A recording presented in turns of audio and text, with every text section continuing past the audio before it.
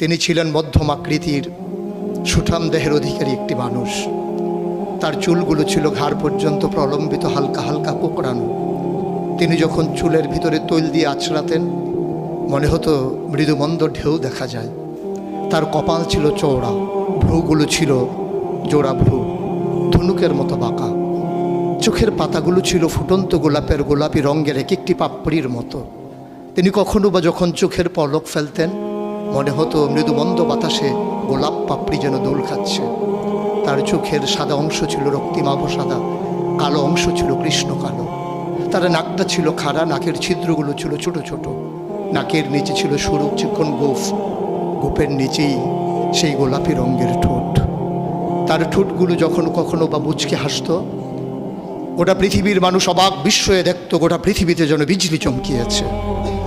তিনি কখনো বা যখন এই রাস্তা দিয়ে হেঁটে যেতেন